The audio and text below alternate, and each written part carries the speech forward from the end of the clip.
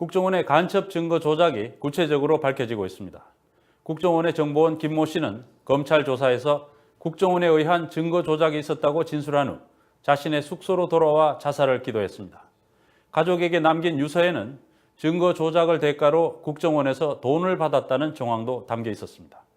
한편 검찰은 복수의 또 다른 국정원 정보원들로부터 작년 9월에 이미 중국 전산망에서 유우성 씨의 기록을 확인해서 나중에 변호인들이 제출한 출입경 기록 진본과 같은 내용으로 되어 있는 것을 확인했고 그 내용을 국정원에 통보했다는 진술을 확보했습니다. 국정원이 중국 정부 전산망에 진본 기록과 같은 내용이 있다는 것을 알고도 위조 사태를 벌인 것이라는 추정이 가능합니다. 오대양 기자가 보도합니다. 서울 영등포에 있는 한 모텔.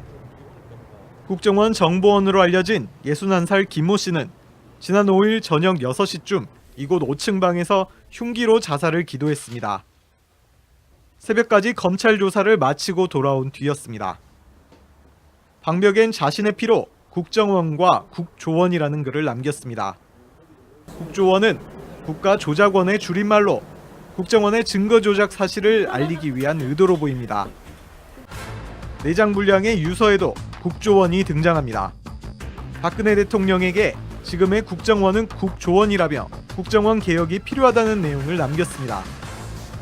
또 두 아들에겐 국정원으로부터 받아야 할 돈이 있다며 2개월치 봉급 600만 원과 가짜 서류 제작비 1,000만 원을 언급했습니다.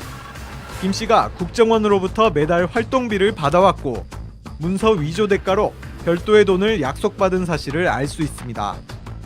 국정원이 간첩 증거 조작을 위해 중국 공문서 위조를 사주했다는 것이 사실상 확인되는 대목입니다. 김 씨는 앞서 3차례에 걸친 검찰 조사에서 중국 삼합변방검사창 관인을 조작한 위조 문서를 국정원에 전달했고 국정원도 문서가 가짜라는 사실을 알고 있었다고 진술한 것으로 알려졌습니다. 중국 당국이 위조라고 통보한 3건의 중국 공문서 가운데 제일 먼저 검찰 자체 조사에서 위조가 확인된 겁니다.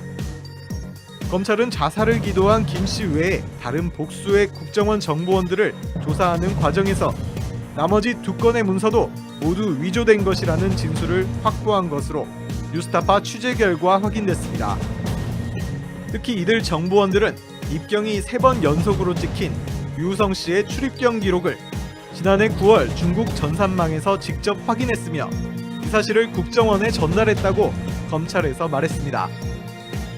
이 기록은 유우성 씨 변호인 측이 지난해 12월 법원에 제출한 유 씨의 출입경 기록 진본과 일치하는 겁니다. 이 같은 정보원들의 검찰 진술은 국정원이 지난해 9월 이미 유 씨의 출입경 기록 진본 내용을 확인하고도 유 씨를 간첩으로 몰기 위해 가짜 기록 위조를 주문했을 가능성을 시사합니다.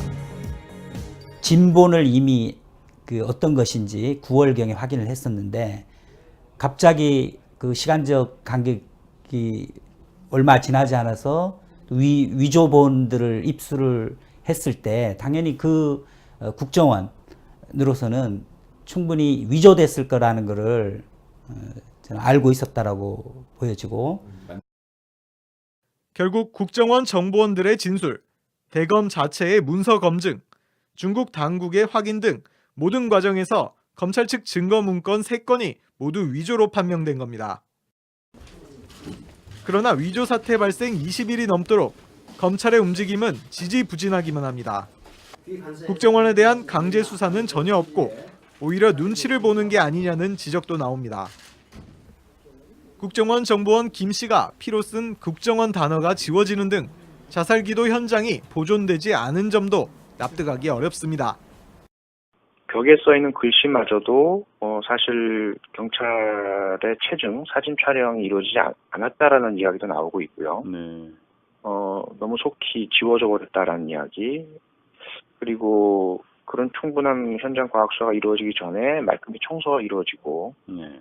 정상적인 영업이 이루어지고 있다는 것은 도저히 2014년에는 납득할 수 없죠. 검찰은 또 지난 3일 브리핑 때는 조선족 국정원 정보원이 위조에 개입됐다는 언론 보도가 사실과 다르다고 말했지만 당시 이미 김 씨 등 국정원 정보원들에 대해 조사하고 있었고 국정원이 증거 조작을 지시했다는 취지의 진술도 확보하고 있던 것으로 알려졌습니다. 검찰도 이런 여론을 의식해 뒤늦게 공식 수사로 전환하며 위조됐다면 가담자가 누구인지, 몇 명이나 관련됐는지 본격적으로 수사하겠다고 밝혔습니다. 전혀 그 사실관계나 책임을 인정하지 않고 있는 이 상황은 남재훈 국정원장이 해임이나 파면을 넘어서서 형사처벌의 대상으로 수사를 받아야 되지 않느냐라는 그런 생각이 듭니다. 간첩 증거 조작 사건의 실체가 빠르게 드러나고 있지만 증거 조작 책임에서 자유로울 수 없는 검찰이 이번 사건 수사의 주체라는 모순 때문에 특검을 도입해야 한다는 목소리가 더욱 힘을 얻고 있습니다. 뉴스타파 오대양입니다.